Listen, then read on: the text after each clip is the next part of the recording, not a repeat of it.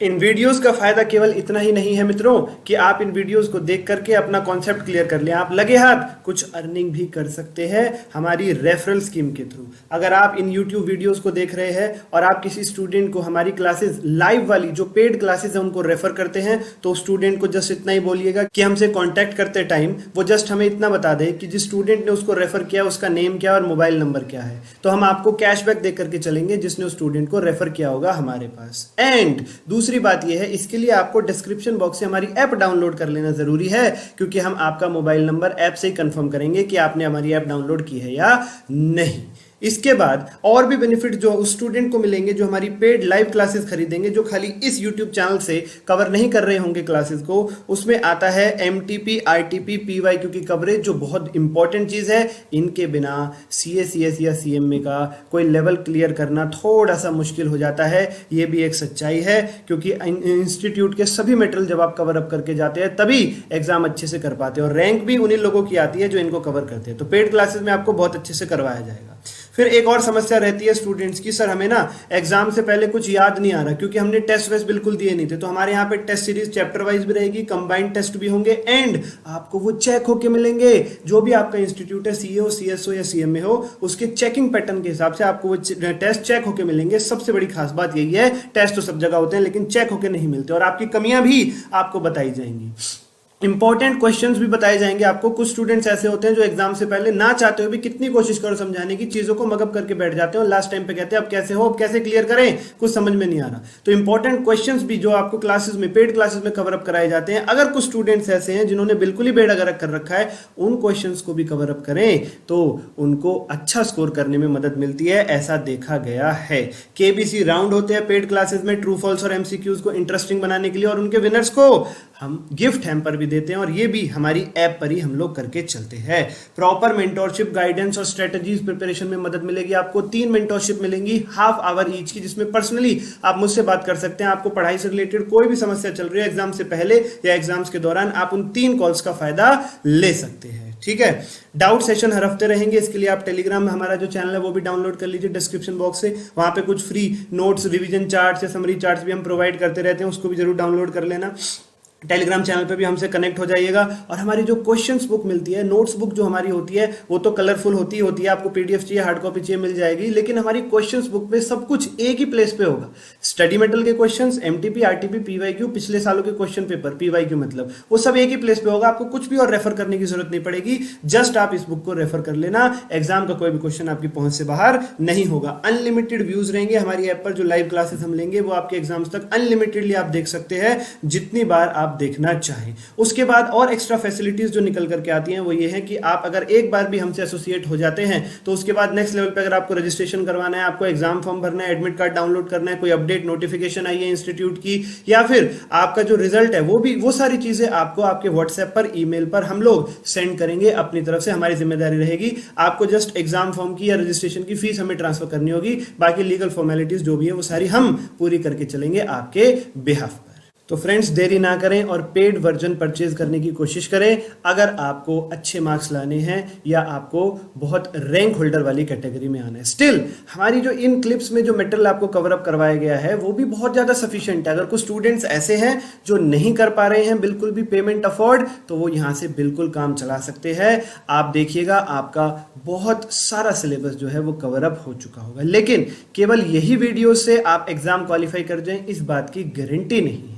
इसीलिए हम ये चीज कहते हैं कि पेड वर्जन का बेनिफिट बढ़िया रहेगा। स्टिल कोई बहुत नीडी दोस्त है तो आप इस वीडियो को जरूर शेयर करें, इस पूरी प्लेलिस्ट को शेयर करें, हमारे चैनल को शेयर करें, सब्सक्राइब जरूर कर दीजिएगा, वीडियो को लाइक कर दीजिएगा। हमारा ऑब्जेक्टिव पैसा कमाना है ऐसी भी कोई बात नहीं है, हमारा ऑब्जेक्टिव पूरा सोशल वेलफेयर करना है ऐसी भी कोई बात नहीं है। मैं बिल्कुल भी झूठ बोल के आपसे नहीं चलूंगा किसी भी लेवल पर कि पहले आपको कह दूं कि भाई फ्री फ्री फ्री और बाद में आपसे कहूं कि आ जाइए भाई पेड वर्जन में आ जाइए। और फैकल्टीज की तरह हमें ये काम नहीं करना है। रिस्पेक्ट वही है जहां आप एक बार बात बताओ और सही बात बताओ। सही बात यह है कि हम पेड वर्जन के थ्रू ज्यादा बेनिफिट्स अवेलेबल कराते हैं, उसके फायदे बहुत ज्यादा हैं। लेकिन हाँ, यह बात से भी इनकार नहीं किया जा सकता कि जितना भी कंटेंट हम यूट्यूब पे अवेलेबल कराएंगे वो स्टूडेंट्स को बहुत फायदा देगा, नीडी स्टूडेंट्स को उनसे फायदा जरूर होगा। वो हमारा सेकेंडरी ऑब्जेक्टिव है, इसमें भी कोई दो राय नहीं है। ठीक है, चलिए तो अब मेन पार्ट का मजा लीजिए, आप वीडियो पर आइए मेन पार्ट पर। Thank you. हेलो एवरीवन, बहुत बहुत स्वागत to the another lecture of chapter insurance claims. जैसा कि आप देख पा रहे हैं अपनी स्क्रीन पर और आपको याद भी होगा, 3 टॉपिक्स हमें कवर करने के लिए कहा गया था इस चैप्टर में। पहला टॉपिक खत्म, meaning of insurance and its types, yes बधाई हो आपको। दूसरा टॉपिक खत्म, calculation of claim for loss of stock due to fire, फिर से बधाई हो आपको। और आखिरी टॉपिक तक आप पहुंच गए हैं, calculation of claim for loss of profit due to fire. 2 बार अपना सर खुजाओ और देखो ये क्या है, लॉस ऑफ प्रॉफिट है, लॉस भी और प्रॉफिट भी दोनों साथ में। How the hell is it possible? Moscow में पढ़ के आए हो क्या? अब एक यूट्यूबर का डायलॉग आ गया है तो एक डायलॉग और मार लेते हैं। आज क्या लाए हो? आज लाए हैं बच्चों के लिए ढेर सारे कॉन्सेप्ट्स।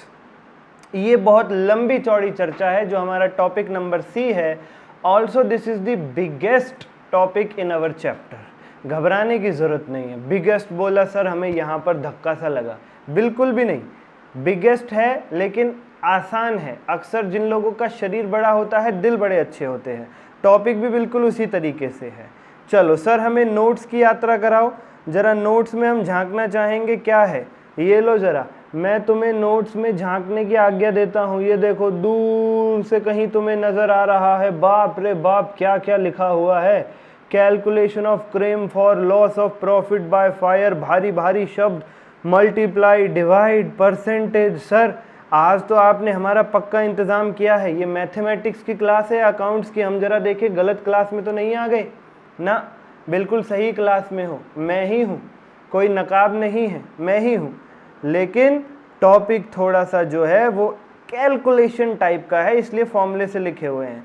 अरे चिंता तुम क्यों करते हो यार, कर देंगे, सबको उड़ा देंगे। ऐसे ऐसे जैसे कृष्णा बाएं हाथ से चुटकी बजाता है कपिल शर्मा शो में, ऐसे कर देंगे 2 मिनट में। 2 मिनट में तो नहीं हो पाएगा, आसानी से कर देंगे। अच्छा जी, ये भी नोट्स है और ये तो हमारा अंडरस्टैंडिंग पार्ट है। अब इन नोट्स को समझने के लिए मैंने जैसे पहले टॉपिक के नोट्स आपको समझाए थे अंडरस्टैंडिंग पार्ट बना के, इसी तरीके से calculation of claim for loss of profit समझने के लिए भी हमारे पास बेस बिल्डअप के रूप में यहाँ पर अंडरस्टैंडिंग पार्ट मौजूद है।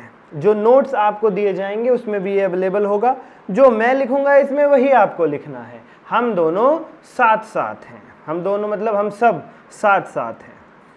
चलो जी, फिर ये भी हमारा अंडरस्टैंडिंग पार्ट में ही है। ब्रिक नंबर 2, एग्जाम्पल 2 और 3, यहाँ तक की यात्रा रहेगी हमारी आज। जब तक हम एग्जाम्पल 3 पे पहुँचेंगे, उसको फिनिश करेंगे, तो आप लोग पाएंगे कि ऊपर जो नोट्स हमने लिखे हैं वो एक हद तक कवर हो चुके होंगे। ठीक है, चलो सर समझना शुरू करते हैं। भाई नोट्स पे तो हम डायरेक्ट कूदते ही नहीं, हमारी तो आदत ही बन चुकी है। हम पहले बात करते हैं इधर उधर की, जब वो बात खत्म हो जाए तो नोट्स जाके देखते हैं तो हमें पता लगता है अरे ये था, ये तो हो गया खत्म। It's always like that. चलो अनुमति दो, मुझे ग्रीन सिग्नल दो कि चलो सर शुरू करो। ठीक है, मैं शुरू करता हूँ। Base buildup, claim for loss of profit due to fire, brick number 1। Sir ये ब्रिक का क्या मतलब है? मैं नोट्स बनाते वक्त थोड़ा इमोशनल हो गया। मुझे लगा बेस बिल्डअप करना है तो नींव बनानी है, और नींव बनाने में बहुत सारी ब्रिक्स का इस्तेमाल किया जाता है। तो मैंने कहा क्यों ना ब्रिक वर्ड का यूज़ करूँ मैं। है तुम्हें क्या लगा आइसक्रीम की ब्रिक है? नहीं, फाउंडेशन नींव की ब्रिक है। कुल मिलाकर के 2-3 बातें हैं और कुछ नहीं। पहली बात है मीनिंग ऑफ सर्टेन टर्म्स, कुछ एक शब्दों का मीनिंग जानना है। ये claim for loss of profit कोई आसान बात नहीं है। इसका मीनिंग तो बाद में समझोगे, पहले इससे जुड़े हुए कुछ ऐसे शब्द हैं जिनका मीनिंग आप जान लो, उसके बाद ही claim for loss of profit का मतलब समझ सकते हैं। तो पहले तो इधर उधर के हमें शब्द जो हैं उनको अपने कब्जे में लेना होगा, उनको घेरना होगा। वो ये रहे 1 2 3 4 5 6 7 8 9 10, ये 10 शब्दों के मीनिंग जब आप समझ लेंगे तब आपको अपने टॉपिक का मतलब समझ में आएगा। फिर हम यात्रा को आगे बढ़ाएंगे ब्रिक नंबर 2 पर और एग्जाम्पल्स के थ्रू फिर हम टेक ऑफ कर जाएंगे। ठीक है सर, चलो तो पहले मीनिंग समझ लेते हैं कुछ एक शब्दों के जिनके यूज हमें बहुत ज्यादा करना है इसके दौरान, इस टॉपिक के दौरान। You can see girls and boys, 2 साल का डाटा यहाँ पर मैंने शो कर रखा है आपके लिए। 1 अप्रैल 2020 से लेकर 2021 और 21 से लेकर 2022, हमारे पास 2 ईयर का डाटा है। मैं पहले बात करूँगा 2020-21 की। ये वो तारीख है 1 अप्रैल 2020 जिस दिन एक पर्सन ने बिजनेस इनॉग्रेट किया। इनॉग्रेट का मतलब आप जानते होंगे, उद्घाटन किया, बिजनेस की शुरुआत की। नए नए सपने दिल में लेकर के, उड़ान भरने की उम्मीद दिल में लेकर के इस व्यक्ति ने बिजनेस की शुरुआत करी। नाम दे देते हैं इसका कुछ, मिस्टर एक्स। मिस्टर एक्स ने बहुत ऊंची उड़ान भरने के लिए बिजनेस की शुरुआत करी और इनॉग्रेशन पर इसने सबको पार्टी भी दी, और पार्टी में ये गाना गा रहा था। सलमान खान की पिक्चर का कौन सा गाना है, आज की पार्टी मेरी तरफ से। तो इसने गाना भी गाया, डांस भी किया और धूमधाम से बिजनेस की शुरुआत करी। सर इसने इनॉग्रेशन में इतना खर्चा क्यों कर दिया बाय द वे? अरे ये भी बिजनेस ट्रिक होती है यार। इनॉग्रेशन में खर्चा करो, 4 लोग देखते हैं, उन्हें लगता है अरे वाह कोई बिजनेस खुला यहाँ पर, हो गई एडवर्टाइजमेंट, है ना। नेगेटिव पब्लिसिटी तो नहीं कह सकते इसे, बट जब नेगेटिव पब्लिसिटी नाम की चीज़ हो सकती है तो ये तो बहुत बढ़िया चीज़ है। यस, इस व्यक्ति ने पूरे साल मज़े से बिजनेस किया। 1 अप्रैल 20 से 21 इसने खूब बिजनेस किया और यहाँ पर इसकी सेल्स रही इस साल के दौरान 12 lakh rupees. Isn't it a handsome amount? Of course, 1 lakh रुपए पर महीने हो गई सेल्स। भाई नए बिजनेसमैन के लिए तो बहुत बढ़िया काम है। हाँ, इसने बहुत बढ़िया काम किया। पूरे साल की जो सेल्स रही वो रही 12 लाख रुपए।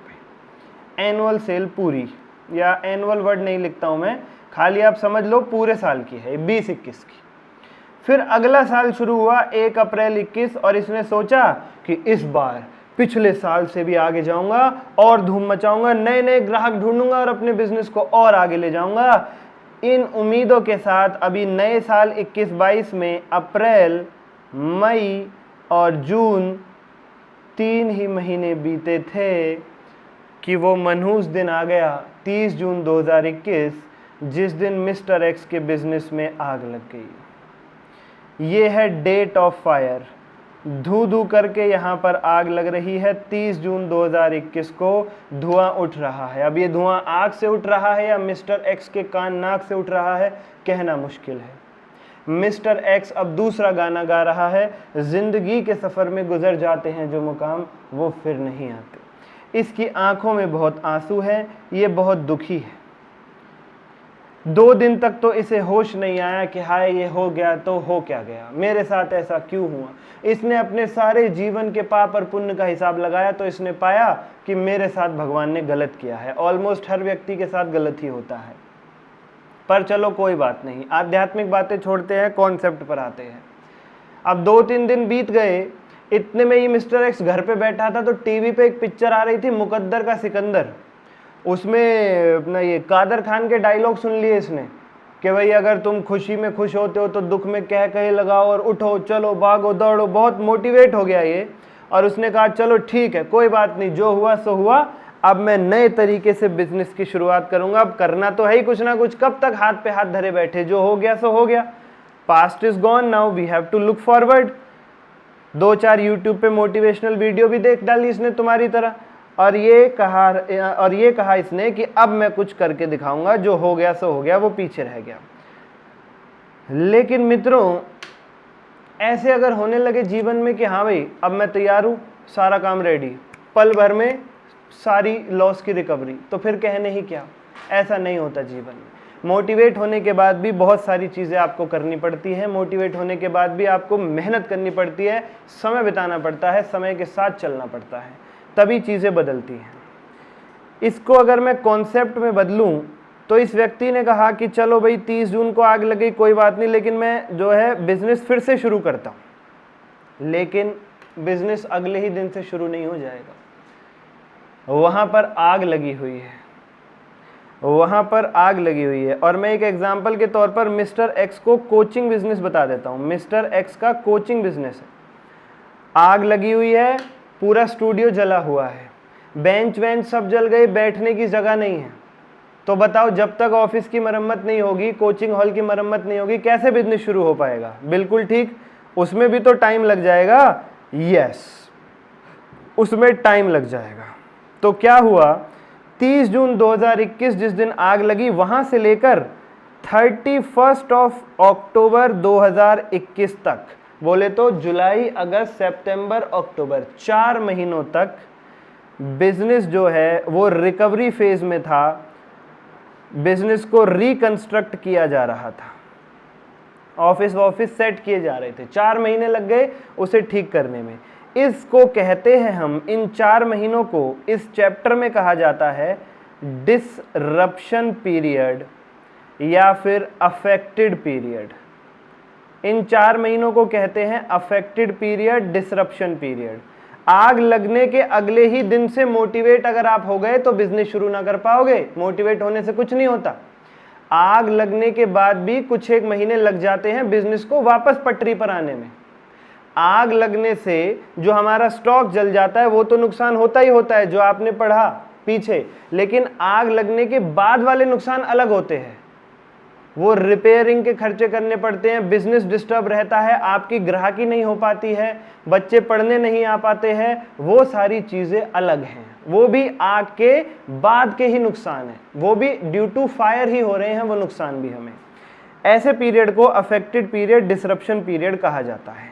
चलो ठीक है सर, इन 4 महीनों में मैंने कहा चलो मैं बिजनेस को तो कंस्ट्रक्ट कर लूंगा दोबारा से, कोई दिक्कत नहीं है, लेकिन मेरे सामने एक समस्या और खड़ी थी। मिस्टर एक्स के सामने एक समस्या और खड़ी थी।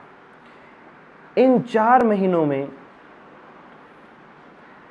रेंट, इलेक्ट्रिसिटी का बिल और बैंक लोन पर लिया गया इंटरेस्ट, 3 खर्चे ऐसे थे जो मुझे बिजनेस अफेक्ट होने के बावजूद भी पे करने पड़ते। बिजनेस मेरा अफेक्ट हो गया, बिजनेस नहीं चल रहा, उसके बावजूद भी मुझे रेंट तो पे करना ही है। यस, जो ऑफिस मिस्टर एक्स का है, मैं बीच बीच में मैं का मतलब मिस्टर एक्स बन जाता हूं। जो ऑफिस मिस्टर एक्स का है माय डियर फ्रेंड्स, वो ऑफिस बहुत ही मार्केट के बीचों बीच है, तो ये उसे छोड़ना नहीं चाहता। आग लग गई इसके बाद भी यहीं रहना चाहता है, जमी जमाई दुकान है इसकी यहाँ पर। और जो लैंडलॉर्ड है वो कह रहा है भाई तेरी गलती से आग लगी है, किराया तो मैं वसूल करके रहूंगा। तो आग लगने के बाद भी रेंट से पे करना पड़ेगा।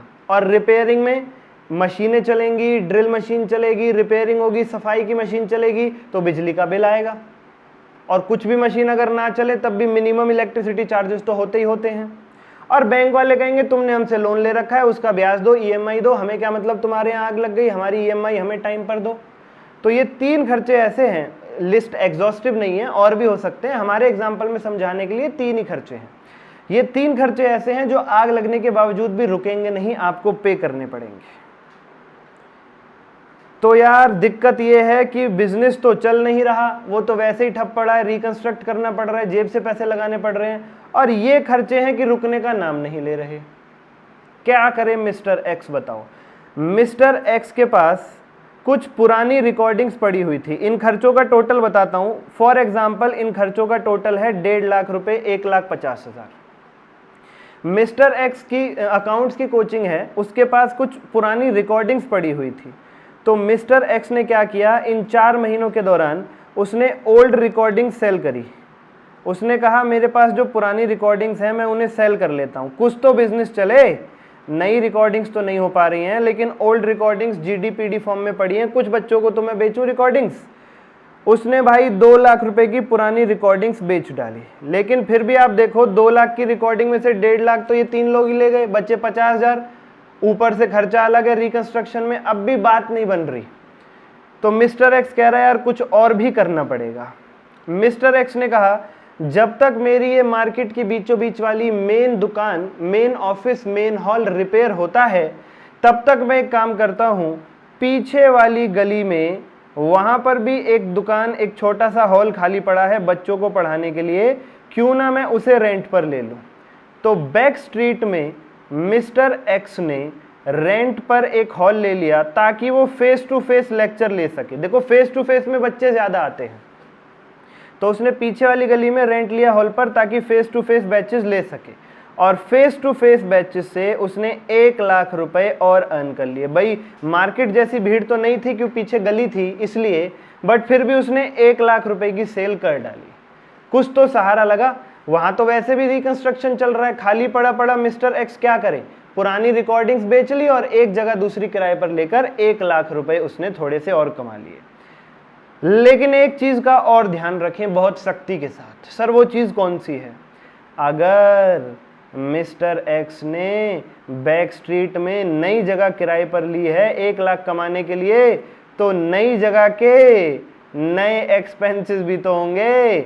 उसे बैक स्ट्रीट के हॉल का न्यू रेंट पे करना पड़ा होगा या नहीं? Of course. वहां पर इलेक्ट्रिसिटी का बिल आया होगा या नहीं? Of course. तो एडिशनल 1 लाख दूसरी जगह पर कमाने के लिए भी एडिशनल खर्चे अलग से करने पड़े होंगे। वहां पे बिना लाइट के कैसे पढ़ाओगे? 1 लाख भी नहीं कमाओगे, बच्चे आएंगे ही नहीं। तो न्यू एक्सपेंसेस जो थे दूसरी जगह के वो रहे 80,000 रुपीज। 80,000 रुपीज। अब 4 महीने बीत गए, 31 अक्टूबर आ गई। मिस्टर एक्स ने ये बैक स्ट्रीट वाली जगह खाली कर दी, इसे बंद कर दिया और यहां से 1 नवंबर 2021 से बिजनेस वापस पटरी पर आ गया और पुरानी जगह पर ही वो मजे से बिजनेस करने लगा। ये पूरा सिनेरियो रहा हमारे सामने। इतनी बात जो मैंने समझाई आपको, इतनी बात के दम पर आपको ये जरूर समझ में आया होगा कि आग लगने के बाद कुछ समय तक बिजनेस डिस्टर्ब रहता है, रिकंस्ट्रक्ट करना पड़ता है, जिसे हम अफेक्टेड पीरियड कहते हैं। उस दौरान कुछ फिक्स खर्चे होते हैं जैसे कि रेंट, इलेक्ट्रिसिटी और बैंक लोन का इंटरेस्ट जो आग के बावजूद भी रुकते नहीं हैं, वो भी हमें पे करने पड़ते हैं। इसीलिए हम कोशिश करते हैं कि कुछ सेल हो जाए, कुछ सेल हो जाए, कुछ पुरानी रिकॉर्डिंग्स बेच दें और कुछ दूसरी जगह किराए पर लेकर वहां से फेस टू फेस क्लास लेके कुछ पैसा अरेंज कर सके, क्योंकि फिक्स खर्चे तो हमें पे करने ही करने हैं। अब दूसरी जगह अगर हम किराए पर लेते हैं तो वहां के एक्सपेंसेस, रेंट, इलेक्ट्रिसिटी अलग से पे करने पड़ते हैं, जिन्हें न्यू एक्सपेंसेस का नाम दिया है फिलहाल मैंने। इतनी बात करने के बाद मैं बस इतना चाहूंगा कि आपको कुछ शब्दों के मीनिंग समझ में आए हों। जैसे पहला, अफेक्टेड पीरियड, इंटरप्शन पीरियड क्या होता है? आग लगने के बाद जितने समय तक बिजनेस डिस्टर्ब रहता है, पटरी पर नहीं आता, नॉर्मल बिजनेस नहीं किया जा सकता है due to loss in infrastructure, उसे कहते हैं अफेक्टेड या इंटरप्शन या डिसरप्शन पीरियड। तो हमारे एग्जाम्पल में अफेक्टेड पीरियड कितना है बताओ? सर 1 जुलाई 2021 से लेकर 31 अक्टूबर 2021।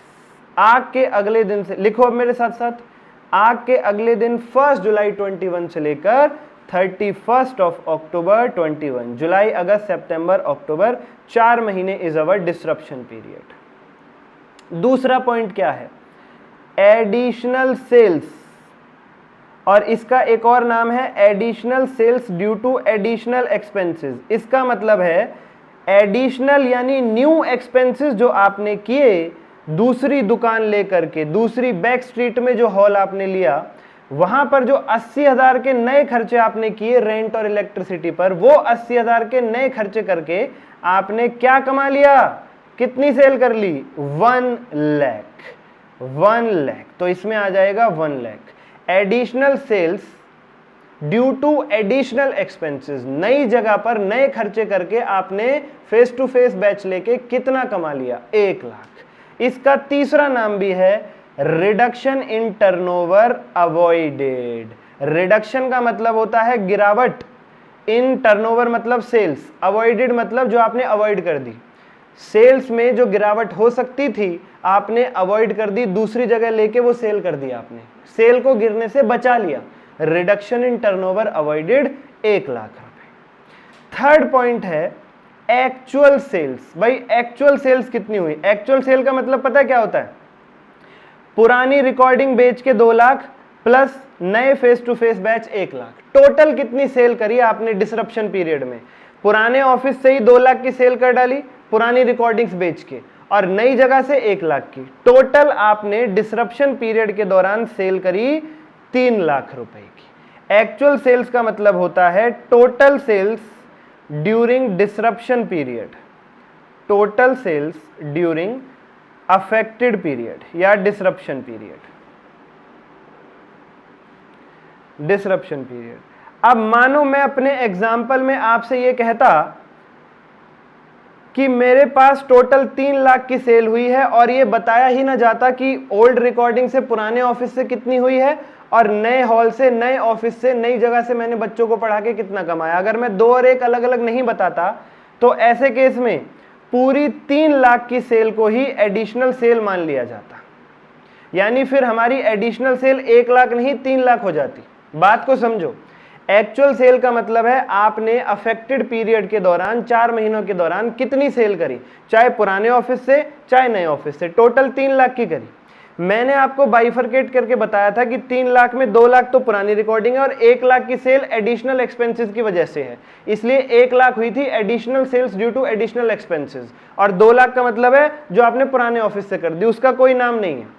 ठीक है, अगर क्वेश्चन साइलेंट होता तो हम मानते हैं कि पूरी 3 लाख की सेल हमने नए ऑफिस से ही करी है। अगर नहीं बताया जाता आपको तो तब हम मानते पुराना ऑफिस बिल्कुल बैठने लायक भी नहीं है, सारी की सारी सेल नई जगह से हुई है। ऐसी जरूरत पड़ेगी आपको क्वेश्चंस में आगे। If question silent, assume full actual sales being made due to additional expenses. Additional expenses कितने हैं एज पर अवर एग्जांपल? 80,000 रुपए। जो नई जगह के एक्सपेंसेस हैं उन्हें कहते हैं एडिशनल एक्सपेंसेस 80,000। स्टैंडिंग चार्जेस क्या है सर? ये तो आपने बताया ही नहीं। ये जो मैंने बताए थे ना फिक्स खर्चे 1.5 लाख के, रेंट, इलेक्ट्रिसिटी बिल, पुराने ऑफिस का, बैंक के लोन की इंटरेस्ट, EMI जो आग के बाद भी रुकेंगे नहीं, वो 1.5 लाख के खर्चे कहलाते हैं फिक्स खर्चे, जिन्हें इस चैप्टर में स्टैंडिंग चार्जेस का नाम दिया जाता है। स्टैंडिंग चार्जेस यानी कि फिक्स्ड चार्जेस जो आग के बाद भी रुकते नहीं है पुराने ऑफिस पर। 1,50,000, 1,50,000 as per our figures. Turnover of previous year, इसका क्या मतलब है? आग कौन से साल में लगी सर? 21-22 में। प्रीवियस ईयर कौन सा हो गया? 20-21। 20-21 की सेल कितनी है? 12 लाख। तो टर्नओवर ऑफ प्रीवियस ईयर का मतलब हो गया 12 लाख रुपीस। 12 लाख रुपीस। अब मैं आपको बताने जा रहा हूं 8th सर 7th होल्ड पे रख दिया क्या? हाँ, 7th लास्ट में आता है। रोनाल्डो का नंबर भी 7 है, उसके मैच देखना, वो भी टीम में लास्ट में आता है, बिल्कुल पीछे मैदान में सबसे लास्ट में एंटर करता है। वैसे ही एनुअल टर्नओवर भी लास्ट में एंटर करेगा, नंबर भले ही उसका 7 क्यों ना सही। नंबर 8 पर है स्टैंडर्ड सेल। पहले स्टैंडर्ड सेल का मतलब समझाता हूं। Ladies and gentleman, just tell me हमारा डिसरप्शन पीरियड क्या है? दोबारा से बताओ सर। ये रहा 30 जून 2021 या 1 जुलाई 2021 से लेकर 31 अक्टूबर 21। इन्हीं 4 महीनों के दौरान जो हमने टोटल सेल करी, एक्चुअल सेल करी, वो 3 लाख है। इन्हीं 4 महीनों के दौरान पिछले साल में जो हमारी सेल थी उसे कहा जाएगा स्टैंडर्ड सेल। अभी ये बिल्कुल ना सोचे मैं कोई कॉन्सेप्ट समझा रहा हूं आपको, मैं केवल कुछ शब्दों के मीनिंग समझा रहा हूं, सुने और समझें और बस। फिर मैं एक एक करके इन सब के मीनिंग को आगे कॉन्सेप्ट से जोड़ूंगा। ज्यादा डीप में मत कूदना, अभी किनारे पर ही रहो, मेरा हाथ पकड़े रखो, धीरे धीरे चलो। ठीक है सर। तो इन्हीं 4 महीनों के दौरान पिछले साल में यानी 30 जून 2020 से लेकर 31 अक्टूबर 2020 तक जो सेल्स रही उसे कहते हैं स्टैंडर्ड सेल। फॉर एग्जाम्पल हम ले लेते हैं स्टैंडर्ड सेल्स 4 लाख रुपए। तो ये जो हमारी सेल्स है इसे स्टैंडर्ड सेल बोलेंगे। स्टैंडर्ड सेल हो गई 4 लाख रुपीज, यानी कि सेल्स फ्रॉम 1 जुलाई 20 टू 31 अक्टूबर 2020, ये हो गई standard cell.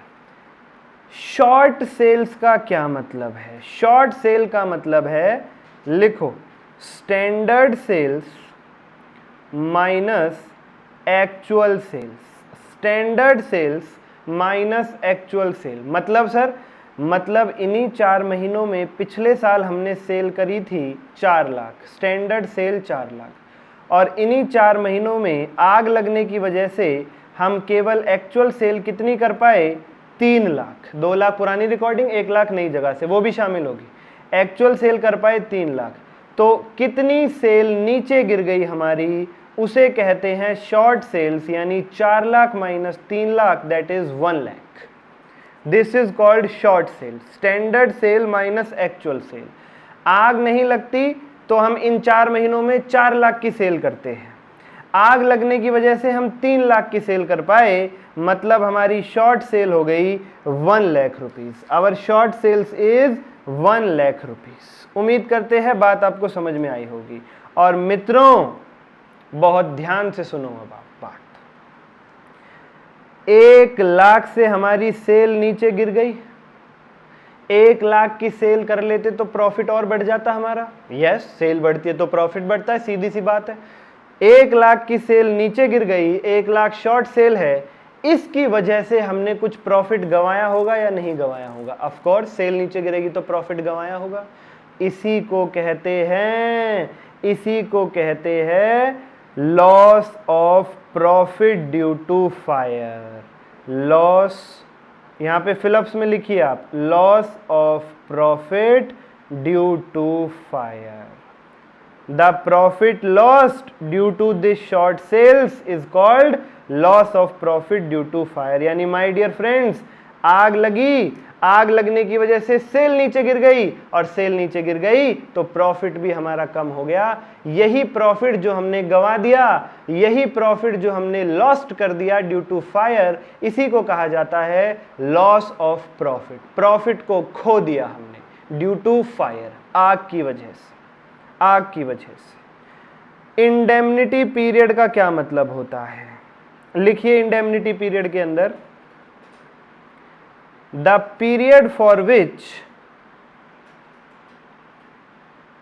Insurance company indemnifies the losses, indemnifies the losses. जब ये इंश्योरेंस कंपनी से आप इसका इंश्योरेंस करवाओगे लॉस ऑफ प्रॉफिट का, सर लॉस ऑफ प्रॉफिट का भी इंश्योरेंस होता है? हाँ। अब मीनिंग समझो लॉस ऑफ प्रॉफिट इंश्योरेंस का। भाई देखो, आपको अच्छे से पता है कि अगर, अब आप जान चुके हो कि अगर आग लग गई तो केवल आग से नुकसान नहीं होगा स्टॉक का, आग के बाद बिजनेस भी डिस्टर्ब हो जाएगा, जिसकी वजह से सेल नीचे गिर जाएगी, जिसकी वजह से प्रॉफिट का भी नुकसान होगा। और ये जो प्रॉफिट आप खो देते हो आग लगने की वजह से, इसका भी इंश्योरेंस होता है, जिसे कहते हैं insurance of loss of profit या फिर लॉस ऑफ प्रॉफिट इंश्योरेंस। इसे कहते हैं लॉस ऑफ प्रॉफिट इंश्योरेंस। और मित्रों, इसी लॉस ऑफ प्रॉफिट इंश्योरेंस का क्लेम कैसे निकाला जाता है, वो आपका टॉपिक है, claim for loss of profit, how to calculate. ठीक है, उम्मीद करते हैं आपको मीनिंग समझ में आया होगा। तो जब कॉन्ट्रैक्ट होता है, जब इंश्योरेंस कंपनी पूछती है कि हाँ भाई आपको अपना लॉस ऑफ प्रॉफिट का इंश्योरेंस कराना है, आप कहते हो हाँ जी कराना है, तो इंश्योरेंस कंपनी कहती है बताओ कितने महीने तक आपका बिजनेस डिस्टर्ब रहेगा आग लगने के बाद। ये तो आप ही बता सकते हो ना, या आपको ये अंदाजा है कि भाई नॉर्मल वापस पटरी पर आने पर हमारे बिजनेस में कितना समय लग जाएगा। तो आपने उन्हें जो पीरियड बताया, फिर इंश्योरेंस कंपनी कहती है ठीक है, इतने पीरियड के दौरान जो भी आपका प्रॉफिट लॉस्ट होगा वो हम देंगे क्लेम के रूप में। वो होता है इंडेमनिटी पीरियड, जितने समय के लिए इंश्योरेंस कंपनी आपका नुकसान भरने के लिए तैयार होती है, या दूसरे शब्दों में कहूं, जितने पीरियड का इंश्योरेंस कराया जाता है, that is called indemnity period. Indemnity का मतलब भरपाई। ठीक है, ओके जी। Last but not the least, number 7 रह गया सर, एनुअल टर्नओवर। इसका क्या मतलब है? What is the meaning of this annual turnover? अब तुम्हें लग रहा होगा सर एनुअल टर्नओवर तो ये रही यहाँ पे 12 लाख। ना ना ना ना ना, ये तो पिछले साल की टर्नओवर थी, इसे तो आप नाम दे चुके। क्या नाम दिया सर इसे हमने? Turnover of previous year. तो ये एनुअल टर्नओवर पक्का पक्का कुछ और चीज है। हाँ, एनुअल टर्नओवर का मतलब होता है turnover related to 12 months immediately preceding the date of fire, immediately preceding the date of fire। आग लगने के पिछले 12 महीने की जो सेल्स है, मैं यहां पर इसे हाईलाइट करूंगा। कौन से कलर से हाईलाइट करूं? मैं एक्स्ट्रा थिक से करता हूं। आग लगी कब? 30 जून 2021 को। यहां से पीछे जाओ, जून, मई, अप्रैल 2021, उसके बाद मार्च, फरवरी, जनवरी 2021, फिर दिसंबर, नवंबर, अक्टूबर, सितंबर, अगस्त, जुलाई, जून, मई, अप्रैल दो, हालांकि थोड़ा सा क्रॉस हो गया ये, 2020। आग के पिछले 12 महीने की सेल्स को कहते हैं एनुअल टर्नओवर। जैसे मैं इसको ना अलग से लिख देता हूँ, ये लो, मैं इसको अलग से लिख के बता देता हूँ आपको। 2 साल का डाटा हमारे पास, 1 अप्रैल 2020 से 31 मार्च 21 और 1 अप्रैल 21 से लेकर 31 मार्च 22। आग यहाँ पर लगी 30 जून 2021 को। तो 30 जून 2021 से अगर आप 12 महीने पीछे जाओगे तो जून, मई और अप्रैल 2021, मार्च, फरवरी और जनवरी 2021, और फिर उसके बाद दिसंबर, नवंबर, अक्टूबर, सितंबर, अगस्त और जुलाई। अच्छा मैंने ज़्यादा बोल दिया था, जुलाई तक। 1 जुलाई 2020 से लेकर 30 जून 2021, ये रहेंगे आपके preceding 12 months of the date of fire. 12 months preceding the date of fire. इस पीरियड की सेल्स को कहा जाएगा annual turnover my dear friends. This will be called annual turnover. आग से पिछले 12 महीने की सेल्स। ठीक है सर, ये हमें बात आपकी समझ में आई। ठीक है जी, ओके सर। ये एडजस्टेड एनुअल टर्नओवर क्या लिखा हुआ है?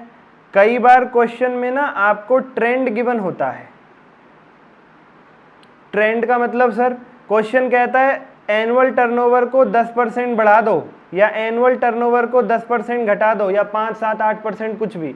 तो आप उस हिसाब से फिर जैसे क्वेश्चन कहता है उस हिसाब से एनुअल टर्नओवर को एडजस्ट कर देते हो। घटाने को कह रहा है घटा देते हो, बढ़ाने को कहता है बढ़ा देते हो। वो फिर बन जाती है आपकी एडजस्टेड एनुअल टर्नओवर। सर सवाल क्यों कहेगा भला बढ़ाने घटाने के लिए? ये आपको सवाल तक पहुंचेंगे जब समझ में आ जाएगा ना, चिंता क्यों करते हो। एडजस्टेड एनुअल टर्नओवर का मतलब हो जाता है annual turnover adjusted with the trend. ठीक है, वो आपकी एडजस्टेड एनुअल टर्नओवर बन जाती है। लिख लो, annual turnover after adjusting trend, after adjusting trend becomes AAT, adjusted annual turnover, becomes AAT, adjusted annual turnover। ठीक है सर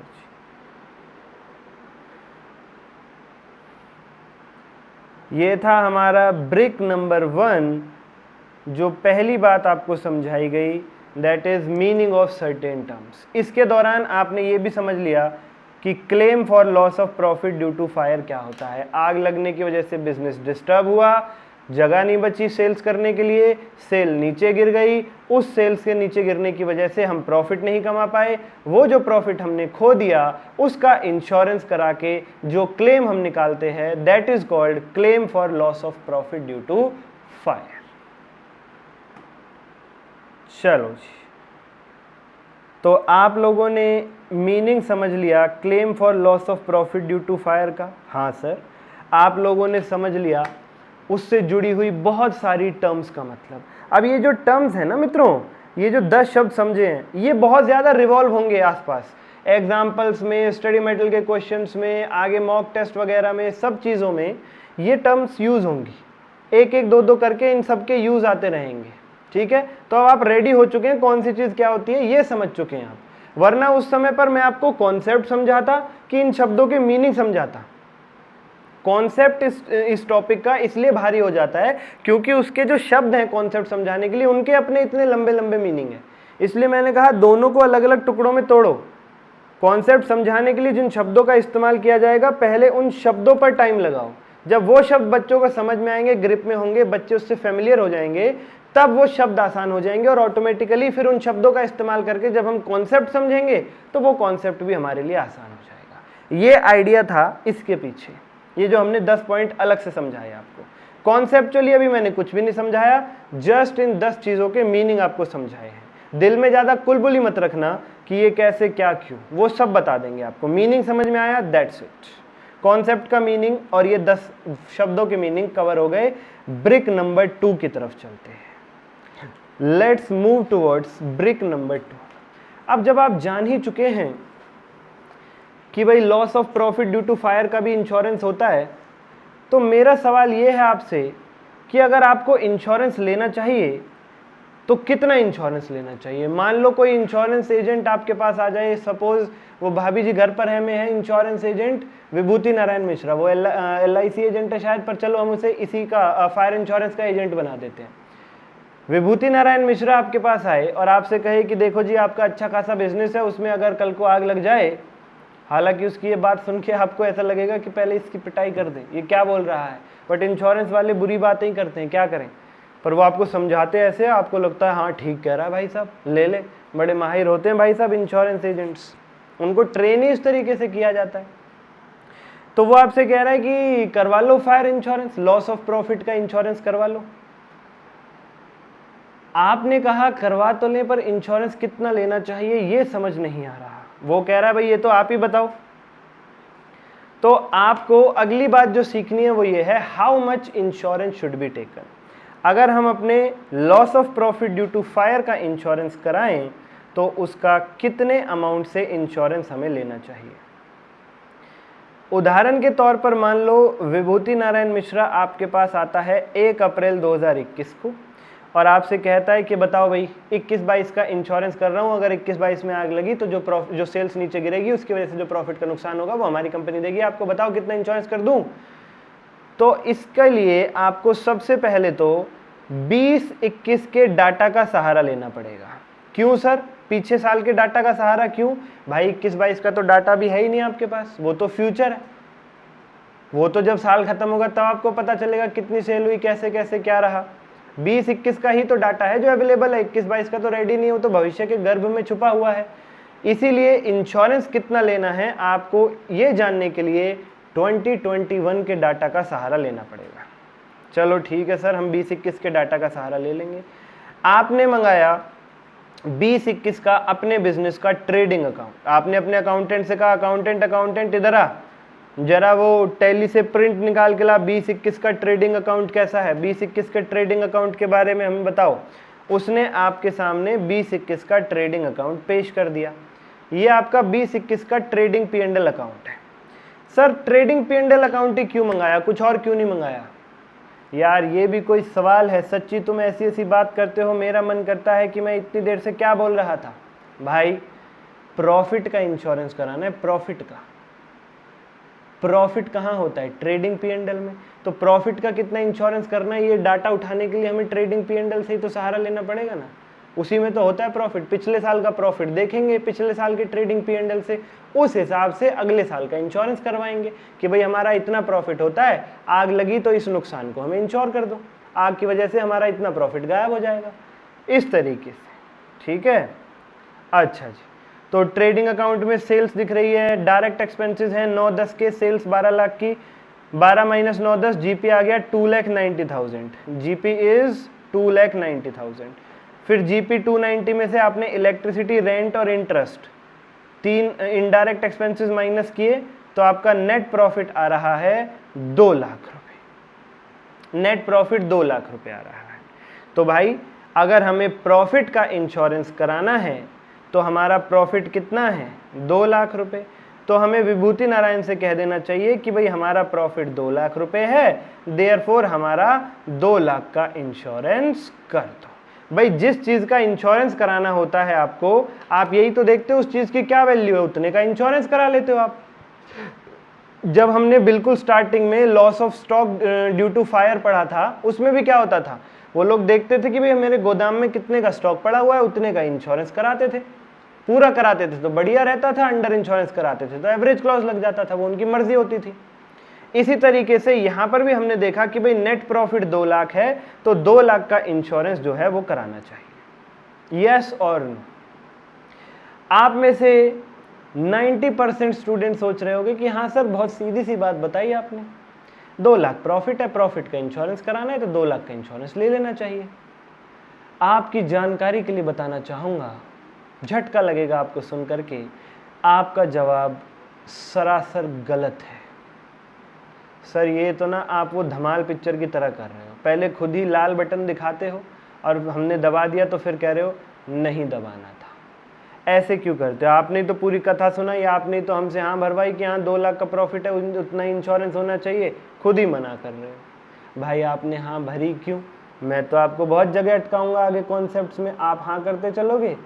अपने दिमाग से भी सोचना है आपको, ठीक है? तो सर अपने दिमाग से भी अगर हम सोचें फिर भी बात समझ से में नहीं आ रही। 2 लाख का ही प्रॉफिट है, 2 लाख का इंश्योरेंस होना चाहिए, और कितना इंश्योरेंस कराएं सर हम? कुछ और डिफरेंट बात है तो आप बता ही दो। चलो ठीक है, मैं बता देता हूं तुम्हें। अगर आपने 2 लाख का इंश्योरेंस कराया तो एक गड़बड़ हो जाएगी। क्या गड़बड़ हो जाएगी? लेट से सम इंश्योर्ड 2 लाख, आपने 2 लाख का इंश्योरेंस करा लिया और आग लग जाती है गलती से। फुल इंश्योरेंस आपने करा लिया, इंश्योरेंस कंपनी ने आपको पूरा क्लेम दे दिया 2 लाख रुपए। इंश्योरेंस कंपनी ने तो कोई घपला नहीं किया, बिल्कुल ठीक। ओ माई गॉड वाली इंश्योरेंस कंपनी थोड़े ना है जो घपलेबाजी करेगी, ये तो अच्छी इंश्योरेंस कंपनी है। उसने देखा भाई 2 लाख का इंश्योरेंस था, उनका नुकसान हुआ, उन्होंने आपको 2 लाख रुपए का क्लेम दे दिया। अब 2 लाख का क्लेम आपको मिल गया और आपका रोता हुआ चेहरा खुशी में बदल गया। Now you are smiling. आप कह रहे हो लॉस हुआ तो सही, बट इंश्योरेंस कंपनी ने तो मेरा लॉस फुल्ली रिकवर करा दिया। और मन में आप ये सोच रहे हो कि इससे तो आग लगना ही बढ़िया है। पिछले साल मेहनत करके 2 लाख कमाए थे, इस साल आग लग गई, बैठे बिठाए इंश्योरेंस कंपनी से 2 लाख मिल गए, ग्राहकों से मूड भी नहीं मानना पड़ा। पिछले साल तो सेल करनी पड़ी थी, ग्राहकों से मूड मानना पड़ा, तब जाके प्रॉफिट कमाए। चलो आग के अदर नुकसान है, वो आपकी बात मान रहा हूँ, बट फिर भी दिल में ऐसी फीलिंग तो आती है कि बैठे बिठाए 2 लाख रुपए मिल गए। आप कह रहे हो आग लगना ही बढ़िया है, इससे तो है 2 लाख रुपए बैठे बिठाए मिल जाते हैं। लेकिन 2 लाख रुपए लेकर के आप खुश हो रहे थे एंड यू वर डांसिंग डिग डिगा डिग डिग, इतने में ही वो 3 लोग आ जाते हैं। कौन 3 लोग? जो थोड़ी देर पहले बताया था आपने, P&L में भी देखो, इलेक्ट्रिसिटी का बिल आ जाता है 30,000 का, रेंट मांगने के लिए लैंडलॉर्ड आ जाता है 30,000 रुपये, और 30,000 का ब्याज मांगने के लिए बैंक वाले आ जाते हैं। जानबूझकर फिगर मैंने सेम रखी है, हर बार सेम नहीं होगी। तो आपके सामने कौन आ गए? इलेक्ट्रिसिटी बिल आ गया 30,000 रुपये, आपकी हंसी कम हो गई थोड़ी सी। लैंडलॉर्ड आ गया, कह रहा है किराया निकालो 30,000, बैंक वाले आ गए कह रहे इंटरेस्ट निकालो, आपकी हंसी पूरे तरीके से खत्म। आपने कहा ये कहाँ से आ गए, मुझे 2 लाख का क्लेम इंश्योरेंस कंपनी से मिल गया, बट ये तो अपने 90,000 रुपये मांगने कहाँ से आ गए? इन्होंने तो 90,000 रुपये छोड़े नहीं अपने। वो कह रहे हम क्यों छोड़े भाई, आग तुम्हारे यहाँ लगी तुम भुगतो। बिल वाले कह रहे तुम मशीन तो चला रहे हो रिपेयरिंग के लिए, उसके बदले में ये 30,000 का बिल आया है। लैंडलॉर्ड कह रहा है मैं क्या जानूँ, तेरी गलती की वजह से आग लगी, अल्लाह 30,000 दे। बैंक वाले कह रहे हैं भाई साहब आग लगे चाहे ना लगे, हमारा इंटरेस्ट हमें मिल जाना चाहिए, हम तो वरना चुपचाप आपने जो प्रॉपर्टी गिरवी रखी है उस पर कब्जा कर लेंगे, जो मॉर्टगेज करके आपने लोन लिया है। आप कह रहे हो यार इन्हें तो कोई सिंपैथी नहीं है मेरे प्रति। यही तो होता है, क्या करें, सिंपैथी नहीं है उनको। 30,000 और 30,000, ये 90,000 आपको पे करने पड़ गए, और आपके हाथ में कितने बचे? केवल 1,10,000। नाचना तो छोड़ो, आराम से बैठना भी दूबर हो गया, स्माइल करना तो छोड़ो, नॉर्मल चेहरा भी नहीं रहा, आंखों से आंसू और निकल आए फिर से कि ये क्या हो गया। हम तो सोच रहे थे 2 लाख रुपए मिल गए, 90,000 तो उसमें से वही 3 लोग ले गए। और आपको बताऊं, ये जो 2 लाख का प्रॉफिट होता है ना, ये वही प्रॉफिट है जिसको मालिक निकाल के अपने घर ले जाता है, जिसमें से मालिक ड्राइंग्स करता है। प्रॉफिट के लिए तो हर कोई व्यक्ति बिजनेस करता है, और उसी प्रॉफिट से फिर वो अपना घर चलाता है। इसी में से वो ड्राइंग्स करता है, अपने बच्चों की ट्यूशन फीस भरता है, घर के हाउस होल्ड एक्सपेंसेस पे करता है, राशन पानी रोटी खाता है। इसी 2 लाख में से तो मालिक रोटी खाता है, बच्चों को पढ़ाता है, घर के खर्चे करता है। ये 2 लाख में से अगर 90,000 कोई ले गया, बचे 1,10, तो बताओ घर कैसे चलेगा? अब बताओ घर कैसे चलेगा, बच्चों की फीस कैसे भरी जाएगी? ये तो बहुत बुरे हालात हो गए सर। यानी इस व्यक्ति से क्या गलती हो गई थी? इस व्यक्ति ने 2 लाख का इंश्योरेंस कराया था, ये इसकी बहुत बड़ी भूल थी। इसे इंश्योरेंस 2 लाख का नहीं कराना चाहिए था। तो सर इंश्योरेंस कितने का कराना चाहिए था? इसे 2 lakh plus fixed charges, standing charges, electricity, rent और इंटरेस्ट, 2,90,000 का इंश्योरेंस कराना चाहिए था। अगर इसे इंश्योरेंस इसने 2,90,000 का कराया होता और इंश्योरेंस कंपनी से इसे 2,90,000 पूरे मिलते, तब उसमें से ये 90,000 ले भी जाते तो 2 लाख रुपए पूरे बच जाते इस व्यक्ति के पास और इसे घर चलाने में कोई भी दिक्कत नहीं होती। बात जो है वो ये है कि यहां पर 2,90,000 चुकाने के बाद बच रहे थे, उनको देख करके आपने 2 लाख का इंश्योरेंस करा लिया। आपको ये ध्यान होना चाहिए था कि ये 2,90,000 चुकाने के बाद हैं और इंश्योरेंस कंपनी जो 2 लाख आपको दे रही है उसमें से तो वो 90,000 पे हुए नहीं है, वो अलग से पे करने पड़ेंगे आपको। तो 1/10 ही बचे ना आपके पास। इसीलिए समझदारी क्या कहती है, 2,90,000 का इंश्योरेंस कराओ। नेट प्रॉफिट के साथ साथ जो आपके फिक्स्ड स्टैंडिंग चार्जेस जो हैं उनका भी इंश्योरेंस कराओ। ओके ओके ओके, इन सारी बातों की जरूरत पड़ेगी हमें आगे कॉन्सेप्ट समझने में। सर ये भी तो कॉन्सेप्ट ही अपने आप में, तुम समझ लो यही बात। कॉन्सेप्ट इतने भारी हैं कि उसके छोटे छोटे टुकड़े करके कई हिस्सों में समझाया जा रहा है आपको। जब हम क्लेम निकालेंगे इन बातों की भी हमें जरूरत पड़ेगी। How much insurance should be taken? 2 lakh plus 90,000, that is 2,90,000। ये हुई ना बात। फॉर्मूला क्या बन गया इंश्योरेंस कितना लेना चाहिए ये निकालने के लिए? 2 लाख यानी नेट प्रॉफिट प्लस 90,000 यानी standing charges. 2 lakh plus 90,000 net profit plus standing charges. अब मान लो ये व्यक्ति कहता है भाई 2,90,000 का अगर मैं सम इंश्योर्ड कराऊंगा तो ये थोड़ी वैल्यू ज़्यादा हो जाएगी, इस पर प्रीमियम भी ज़्यादा बनेगा। भाई जितना आप इंश्योरेंस ज़्यादा कराते हो उतना प्रीमियम बढ़ता रहता है आपका। तो ये व्यक्ति कह रहा है भाई कोई बात नहीं, देखा जाएगा जो होगा, मैं इतना प्रीमियम नहीं भर सकता हूँ। आप एक काम करो, मेरे 2 लाख के प्रॉफिट का इंश्योरेंस कर दो और जो मेरे 90,000 के खर्चे हैं ना, स्टैंडिंग फिक्स खर्चे हैं जो, उसमें से केवल 40,000 का इंश्योरेंस कर दो। बाकी 50 मैं देखूंगा जैसे भी होगा। मेरे घर पे जमा पूंजी पड़ी है, किसी दोस्त से ले लूंगा, हाथ जोड़ लूंगा, रो लूंगा, पीट लूंगा, जो करूंगा मैं करूंगा। मुझे 2,90 पे प्रीमियम नहीं देना, बस तुम मेरा 2,40 का इंश्योरेंस कर दो। तो भाई मना नहीं करेगी इंश्योरेंस कंपनी। इंश्योरेंस कंपनी कहेगी चलो 2,40 का ले रहा है, 2,40 का सही, हमें थोड़ा प्रीमियम कम मिल जाएगा, ग्राहक तो बना हमारा। मना नहीं करेगी इंश्योरेंस कंपनी। तो ऐसे केस में जो आपके स्टैंडिंग चार्जेस थे वो थे 90,000, बट आपने उसमें से केवल और केवल कितने इंश्योर कराए? 40,000 और बाकी के 50,000 आपने छोड़ दिए अनइंश्योर्ड। देखा जाएगा जो होगा, किस्मत पे खेल गए आप। तो 40,000 को हम लोग बोलेंगे इंश्योर्ड स्टैंडिंग चार्जेस और 50,000 को हम बोलेंगे uninsured standing charges. Uninsured standing charges. ये यहाँ से हमने सीखा कि भाई इंश्योरेंस कितना लेना चाहिए? Net profit plus total standing charges. अगर सारे स्टैंडिंग चार्जेस को इंश्योर ना करा जाए तो जितने इंश्योर हैं उन्हें कहते हैं इंश्योर्ड स्टैंडिंग चार्जेस, जितने अनइंश्योर्ड हैं उन्हें कहते हैं अनइंश्योर्ड स्टैंडिंग चार्जेस, ISC और UISC। ठीक है, ओके सर। ये हमने करी आपके साथ ब्रिक नंबर 2 की चर्चा। ये हमने आपको और आगे की बातें बताई।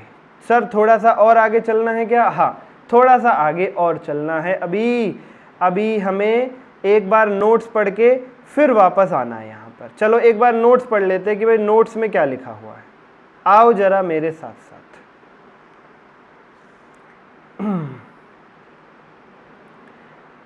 Calculation of claim for loss of profit by fire. आग लग गई, सेल गिर गई, प्रॉफिट का नुकसान हो गया, प्रॉफिट खो दिया, उस प्रॉफिट का इंश्योरेंस कहलाता है कैलकुलेशन ऑफ, उस प्रॉफिट के इंश्योरेंस का क्लेम निकालना कहलाता है calculation of claim for loss of profit by fire. जो लॉस ऑफ प्रॉफिट इंश्योरेंस है उसे बिजनेस इंटरप्शन इंश्योरेंस या फिर कॉन्सिक्वेंशियल लॉस इंश्योरेंस भी कहते हैं। कॉन्सिक्वेंशियल का मतलब होता है आग लगने के बाद कॉन्सिक्वेंशियली जो लॉसेस हुए, जो प्रॉफिट हमने खो दिया, उसका insurance.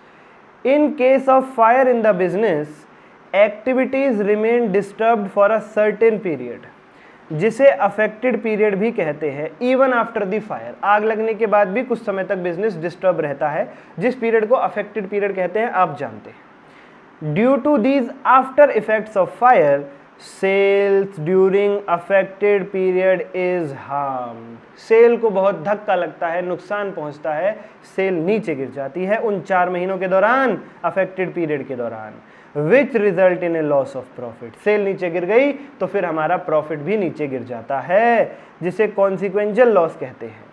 That would have been earned, जिसे हम कमा सकते थे वो हम नहीं कमा पाए, उसका insurance loss of profit insurance. ठीक है जी।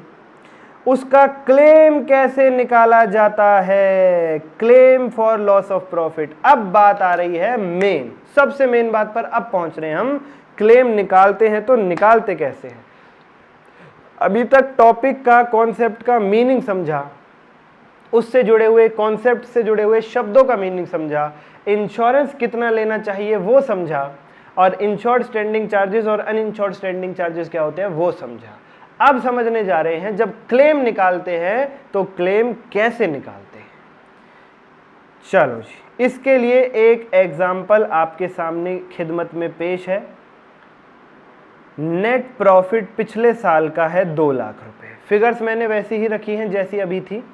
स्टैंडिंग फिक्स चार्जेस 90,000 हैं, तो इस हिसाब से हमें net profit plus standing charges 290 का इंश्योरेंस लेना चाहिए था, लेकिन आपने 50,000 के खर्चे इंश्योर नहीं कराए, अनइंश्योर्ड। आपने कहा देखी जाएगी, मुझे बस 240 का इंश्योरेंस चाहिए। चलो ठीक है।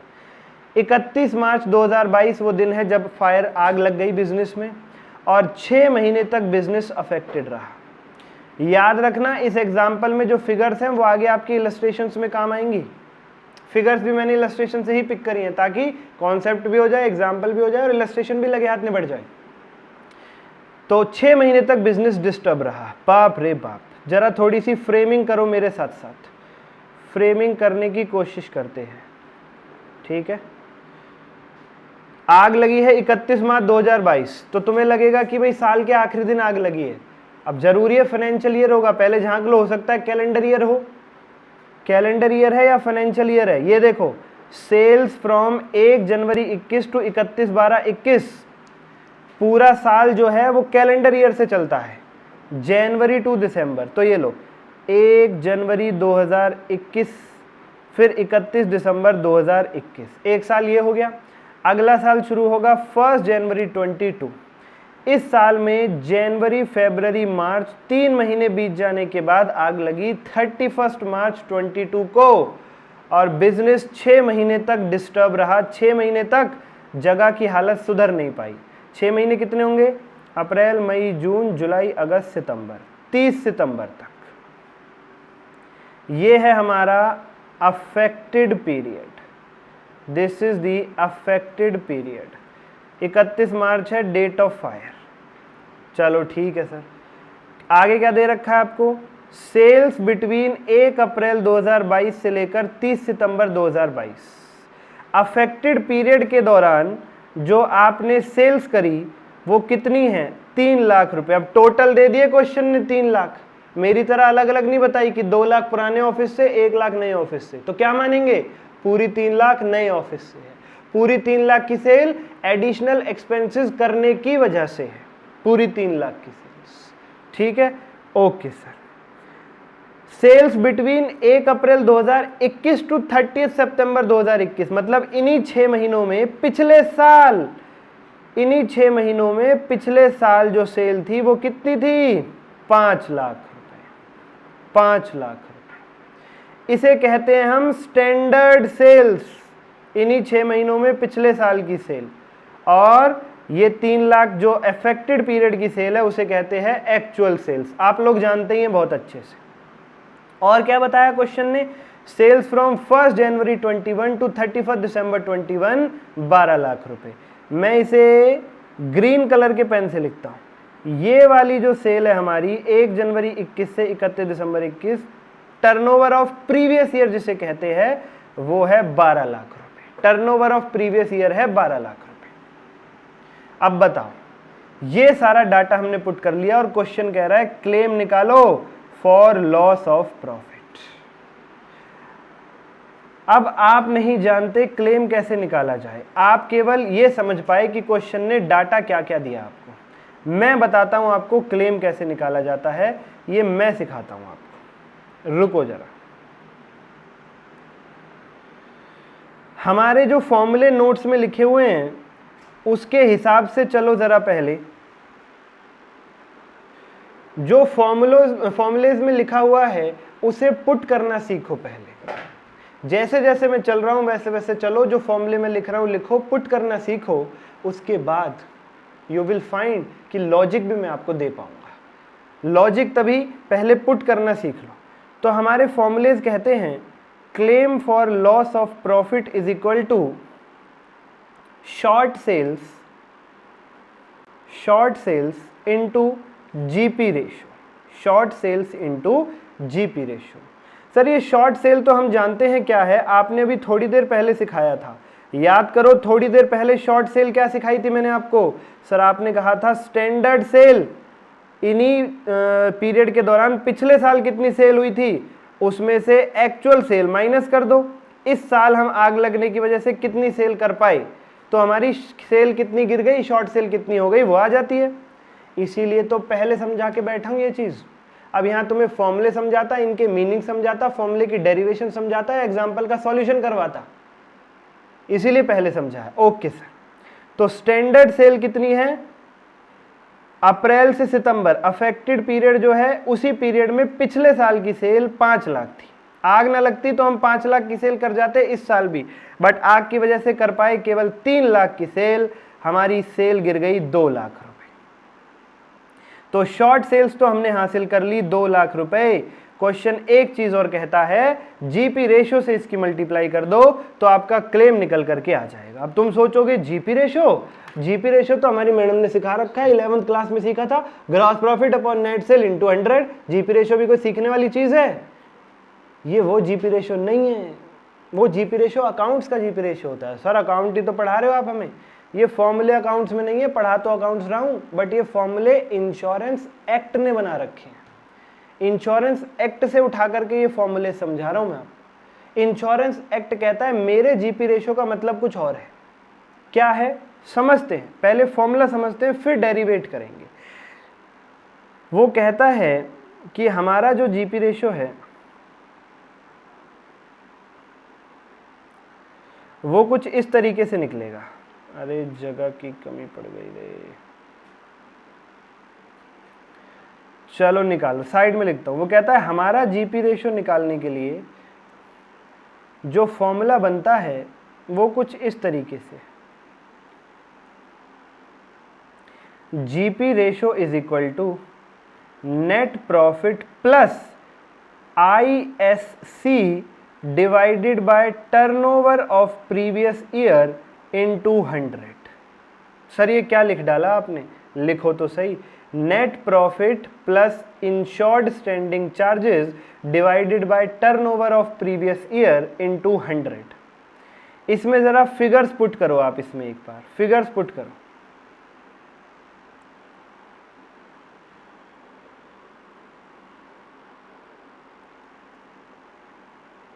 नेट प्रॉफिट कितना है, पिछले साल का ही लेना है, net profit of previous year. इस साल का तो है ही नहीं ना, अभी इंश्योरेंस करा रहे हैं, ये साल तो भविष्य में। पिछले साल का प्रीवियस ईयर 2 लाख प्लस कितने स्टैंडिंग चार्जेस इंश्योर कराए आपने। सर 90,000 के टोटल स्टैंडिंग चार्जेस थे, जिसमें से क्वेश्चन कह रहा है अनइंश्योर्ड 50,000 है, तो इंश्योर्ड कितने बच गए 40,000। डिवाइडेड बाय टर्नओवर कितनी है पिछले साल की, पिछले साल की टर्नओवर ये रही, आग जिस साल लगी वो ये है, उससे पिछले साल की सेल ये रही 12 lakh divided by 12 lakh into 100, ये आता है 20%, 20%। 2 लाख की मल्टीप्लाई करो 20% से तो आपका क्लेम निकल करके आ गया 40,000 यानी कि 40,000। Claim for loss of profit निकालने के लिए शॉर्ट सेल्स की मल्टीप्लाई करनी है जीपी रेशो से। Short sale is equal to standard sale minus actual sale. पिछले साल हमने 5 लाख की सेल करी इन्हीं दिनों में, इस साल 3 लाख की सेल गिर गई 2 लाख से। जीपी रेशो का मतलब है net profit plus insured standing charges divided by turnover of previous year into 100, 20%। 2 lakh into 20% is equal to 40,000। सवाल ये उठता है सर ये 20% है क्या? ये फॉर्मूला क्या है? Net profit plus insured standing charges divided by turnover of previous year. आओ मित्रों इसे समझने की कोशिश करते हैं। अब फेयर जो लिखना था वो लिख लिया, अब फॉर्मूले की डेरिवेशन समझनी है। अब लिखना चाहो तो लिख लेना, समझना चाहो खाली तो समझ लेना। इंश्योरेंस लेना कितना चाहिए था आपको? Insurance that had to be taken. मैंने सिखाया ये आपको, सर हमें इंश्योरेंस लेना चाहिए था 2 lakh profit plus total standing charges 90,000, 2,90,000। लेकिन इस व्यक्ति ने इंश्योरेंस लिया कितना? इंश्योरेंस एक्चुअली टेकन सर केवल और केवल 2,40,000 का। तो इंश्योरेंस कंपनी पता है क्या कह रही है? इंश्योरेंस कंपनी कह रही है 12 लाख रुपए की सेल थी आपकी पिछले साल, ये रही पिछले साल की सेल 12 लाख रुपए। इंश्योरेंस कंपनी को याद रखना अपने पैसे बचाने के बहाने चाहिए होते हैं। इंश्योरेंस कंपनी को बस बहाने चाहिए किस तरीके से वो अपने पैसे बचा सके। तो इंश्योरेंस कंपनी कह रही है आपने पिछले साल 12 लाख की सेल की थी, 12 लाख की सेल पर आपको 2,90,000 का इंश्योरेंस कराना चाहिए था, लेकिन आपने 12 लाख की सेल पर 2,90,000 का इंश्योरेंस नहीं कराया, आपने केवल 2,40,000 का इंश्योरेंस कराया। मतलब आपने केवल और केवल 20% इंश्योरेंस कराया। मैं दोबारा समझाता हूं। इंश्योरेंस कंपनी कहती है 12 लाख रुपए की सेल्स पर आपको 2,90,000 का इंश्योरेंस कराना चाहिए था। सर सेल्स को क्यों ला रहे हम बीच में? प्रॉफिट सेल से ही तो निकलता है, प्रॉफिट सेल से ही तो निकलता है। तो अगर फॉर्मूला बनाने का आधार कुछ चाहिए हमें तो सेल्स को ही आधार बनाना पड़ेगा। इंश्योरेंस कंपनी सेल्स को ही आधार बनाती है। इंश्योरेंस कंपनी कहती है पिछले साल 12 लाख की सेल पे आपके 2 लाख का प्रॉफिट प्लस 90,000 के स्टैंडिंग चार्जेस थे, 290 आपको इंश्योरेंस कराना चाहिए था। कैलकुलेटर निकालो फटाफट से, निखिल कैलकुलेटर दिखाइए, कैलकुलेटर निकालो फटाफट से। मुझे इसमें यहाँ पे शो करने में मजा नहीं आता, जगह घिर जाती है थोड़ी सी फिर। तो इंश्योरेंस कंपनी कह रही है 2,90,000 divided by 12 lakh into 100, 24.17% sales had to be insured. 12 lakh की सेल पर आप 290 इंश्योरेंस कराते, मतलब आपको अपनी सेल्स का 24.17% इंश्योरेंस कराना चाहिए था, बट आपने केवल 240 का इंश्योरेंस कराया, यानी आपने केवल 20% इंश्योरेंस कराना चाहिए था 24.17%, कराया केवल 20%। तो इंश्योरेंस कंपनी कह रही है जितनी सेल्स आपकी डूबी 2 लाख रुपए, उसका भी हम आपको 20% ही पैसा देंगे, 40,000 रुपए ही देंगे, 40,000 रुपए ही हम आपको देंगे। इंश्योरेंस कंपनी कह रही है अगर आप पूरा 290 इंश्योरेंस कराते तो जो आपकी सेल्स डूबी है, शॉर्ट सेल्स 2 लाख, उसका हम आपको 24.17% पैसा देते। लेकिन क्योंकि आपने 290 इंश्योरेंस नहीं कराया, आपने केवल 240 यानी 20% इंश्योरेंस कराया, तो जितनी सेल्स डूबी है 2 लाख, उसका भी हम आपको 20% ही पैसा देंगे, यानी 40,000। सर जितना प्रॉफिट डूबा उतना पैसा क्यों नहीं दे देती इंश्योरेंस कंपनी डायरेक्ट? भाई लोग बहुत चालाक है, प्लानिंग करने लग जाएंगे। लोग क्या करेंगे, जिस साल इंश्योरेंस कंपनी से क्लेम लेना होगा सीए से बोल करके अपने खर्चों को नीचे गिरवा देंगे, प्रॉफिट ज्यादा दिखा देंगे, और प्रॉफिट ज्यादा दिखा देंगे तो इंश्योरेंस कंपनी को ज्यादा क्लेम देना पड़ जाएगा। इसलिए इंश्योरेंस कंपनी कहती है तुम्हारे खर्चों की ऐसी की तैसी, मैं तो सेल्स को बेस बनाऊंगी फॉर्मूला बनाने के लिए।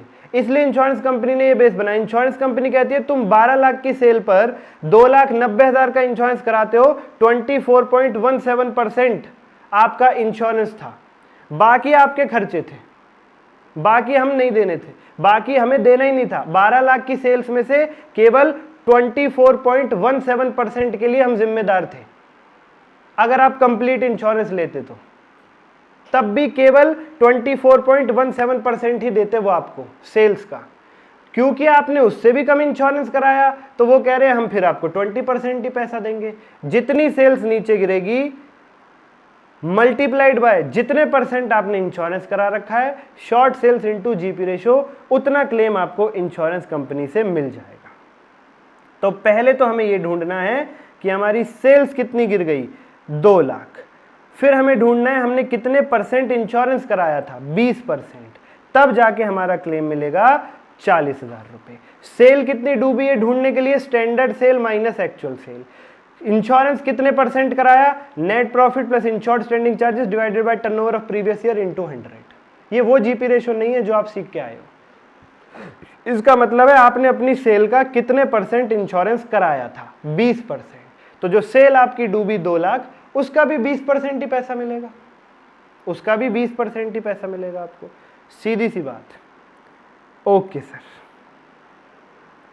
इसके बाद example number 2, what if an increasing trend of 10% was expected this year। इसका क्या मतलब हो गया, चलो दोबारा से लिखो। claim for loss of profit is equal to standard sale minus actual sale, sorry, short sales into GP ratio, short sales into GP ratio। Short sales आपने जो निकाली वो कैसे निकाली, standard sale minus actual sale. आपने किया 5 lakh minus 3 lakh, लेकिन question कह रहा है कि इस बार अंदाजा था 10% बढ़ोतरी होती। अगर आग नहीं लगी होती तो इस साल हम 5 लाख नहीं 5 लाख प्लस 10% की सेल करते, 5.5 लाख की सेल करते। भाई स्टैंडर्ड सेल का मतलब क्या है कि भाई जिस दौरान आग लगी उसी समय में पिछले साल कितनी सेल करी थी, 5 लाख। और क्वेश्चन कह रहा है इस बार आग नहीं लगती तो 5 लाख से भी ऊपर जाते हम 5.5 लाख की सेल कर देते, लेकिन सेल कर पाए आग की वजह से केवल 3 लाख। तो इस बार जो हमारी सेल गिरी है वो 2.5 लाख से नीचे गिरी हुई मानी जाएगी, 2 लाख नहीं 2.5 लाख, क्योंकि हमें उम्मीद थी कि 5 से भी ऊपर जाते। जब हम स्टैंडर्ड सेल 5 लाख ले रहे हैं तब हमारा अनुमान ये है कि इस पीरियड के दौरान पिछले साल 5 लाख की सेल हुई थी और इस साल भी 5 लाख की ही सेल होने वाली थी। आग की वजह से 3 लाख रह गई, 2 लाख नीचे गिर गई। लेकिन ट्रेंड आ जाए 10% इंक्रीजिंग ट्रेंड, तो मतलब है इस बार 5 से भी ऊपर जाने वाले थे, 5.5 की सेल करने वाले थे, हो पाई केवल 3 लाख, मतलब सेल 2.5 लाख से नीचे गिर गई। इस बार शॉर्ट सेल 2.5 लाख आएगी। जीपी रेशो में कोई चेंज नहीं आएगा, 2.5 लाख इंटू 20%, क्लेम हो जाएगा 50,000।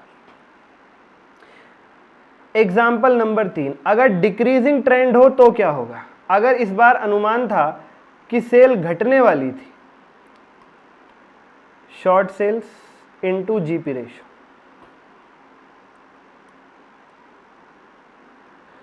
शॉर्ट सेल्स कैसे निकलेगी, standard sales minus actual sales.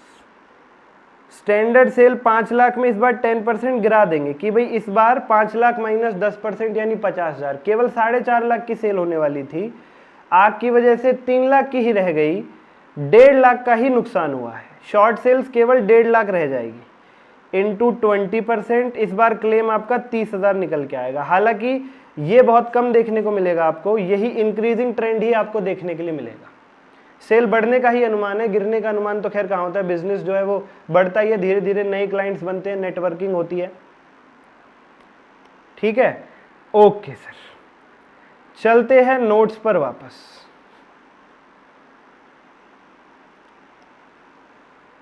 Claim for loss of profit is equal to short sales into GP ratio. Short sales is equal to standard sales minus actual sales. अगर कोई trend है तो वो भी plus minus हो जाएगा standard cell में। ठीक है, स्टैंडर्ड सेल का मतलब sales in previous year during same period related to current year. Actual sale का मतलब actual sales made during the affected period. और जीपी रेशियो कैसे निकालते हैं? Net profit of previous year plus insured standing charges divided by turnover of previous year into 100। अगर GP ratio आपने जो निकाला, क्वेश्चन कहे उसमें भी ट्रेंड एडजस्ट करना है, उसमें भी कुछ प्लस माइनस करना है, तो जैसा क्वेश्चन कहे वैसा कर देना। If given in question, GP ratio में भी ट्रेंड को एडजस्ट कर देना। क्वेश्चंस में ऐसा देखने के लिए मिलेगा आपको, ठीक है। स्टैंडर्ड सेल्स में जब ट्रेंड एडजस्ट हो जाता है तो उसे हम एडजस्टेड स्टैंडर्ड सेल कह देते हैं। Adjusted standard sale minus actual sale, फिर बन जाती है आपकी शॉर्ट सेल्स। सर आपने ये नहीं लिखवाया, ये क्या है? ये also some additional expenses needed to be incurred, और ये रह गया, इस पे मैं स्टार लगा रहा हूं। ये हमारी अगली क्लास की चर्चा का विषय है। बताऊं ये क्या है? आप लोगों ने सीखा कि भाई आग की वजह से स्टॉक का लॉस हो जाता है, उसका इंश्योरेंस, स्टॉक जल जाता है उसका इंश्योरेंस। आप लोगों ने देखा आग लगने के बाद भी बिजनेस सुधरता नहीं है, कुछ समय तक सेल्स नीचे गिर जाती है, जिसकी वजह से हम प्रॉफिट को भी खो बैठते हैं, उसका भी इंश्योरेंस होता है, जो आपको आज सिखाया गया, claim for loss of profit, loss of profit का इंश्योरेंस। और ये जो लाइन है ये आपके अगले कॉन्सेप्ट से रिलेटेड है। एक और चीज का भी इंश्योरेंस होता है जिसे कहते हैं एडिशनल एक्सपेंसेस इंश्योरेंस। सर अब ये कौन सा इंश्योरेंस आ गया निकल करके? आग लगने की वजह से, आप आओ बिल्कुल आज की क्लास की शुरुआत में, आग लगने की वजह से मैंने दूसरी जगह पर लिया था ना, मिस्टर एक्स ने दूसरी जगह पर कोचिंग हॉल लिया था कि नहीं? ना आग लगती ना उसे दूसरी जगह पे कोचिंग हॉल लेना पड़ता। दूसरी जगह पे कोचिंग हॉल लेना पड़ा तो वहाँ पे उसे नई जगह का रेंट और बिजली का बिल भरना पड़ा 80,000 रुपये, जिन्हें हमने एडिशनल एक्सपेंसेस कहा था। ये रहे 80,000। ये क्यों देने पड़ रहे हैं 80,000? क्योंकि आग लगी। ना आग लगती ना दूसरी जगह हॉल लेना पड़ता, ना 80,000 खर्च करने पड़ते। ये भी आग की ही वजह से हो रहे हैं। ये एडिशनल एक्सपेंसेस भी आग की ही वजह से हो रहे हैं। इन एडिशनल एक्सपेंसेस का भी इंश्योरेंस होता है। यानी आग की वजह से पुराने ऑफिस की सेल्स नीचे गिर गई, उस पे प्रॉफिट गंवाया, उसका भी इंश्योरेंस होता है, लॉस ऑफ प्रॉफिट इंश्योरेंस। आग की वजह से नया ऑफिस लिया, वहां के नए खर्चे, उन खर्चों का भी इंश्योरेंस होता है, एडिशनल एक्सपेंसेस इंश्योरेंस। भाई जब आग लग जाती है, व्यक्ति का बिजनेस डिस्टर्ब हो जाता है, तो क्या होता है? नॉर्मल जगह की कमाई हो नहीं रही, लॉस ऑफ प्रॉफिट, उसका इंश्योरेंस। नए खर्चे करने पड़ रहे हैं, उसका इंश्योरेंस। तो उसकी वजह से, आग की वजह से दो नुकसान होते हैं। पुरानी कमाई रुक जाती है, नए खर्चे आ जाते हैं। पुरानी कमाई जो रुक गई उसका भी इंश्योरेंस होता है, लॉस ऑफ प्रॉफिट इंश्योरेंस। नए खर्चे जो आ गए, एडिशनल एक्सपेंसेस, उनका भी इंश्योरेंस होता है, एडिशनल एक्सपेंसेस इंश्योरेंस। ये हमारी अगली क्लास का चर्चा का विषय रहेगा, एडिशनल एक्सपेंसेस इंश्योरेंस। इसीलिए मैंने ये लाइन छोड़ दी है, फिलहाल यहाँ पर समझाई नहीं है आपको। और उसके नोट्स भी अभी आपको पढ़ाए नहीं है, ये बी पार्ट जो है और ये सी पार्ट, ठीक है। चलो यहाँ से आगे चर्चा हम नेक्स्ट क्लास में बढ़ाएंगे। हमेशा की तरह बहुत अच्छा लगा आज भी आपको पढ़ा करके। थैंक यू सो मच कि आप लोगों ने इतने अच्छे से चीज़ों को सुना और समझा। It was not easy at all, ठीक है। लेकिन जैसे ही हम एक बार इनको समझ गए, एक दो क्वेश्चंस की हमने प्रैक्टिस कर ली, अगली क्लास और लगेगी कॉन्सेप्चुअली, फिर आप यकीन मानिएगा क्वेश्चन करने में बिल्कुल भी टाइम नहीं लगेगा। 5-7 मिनट क्वेश्चन खत्म। बात बस एक बार लॉजिक समझने की है, क्वेश्चन तो बहुत आसानी से हो जाएंगे, ठीक है। Okay sir, thank you so much, bye bye, take care, see you all in the next class.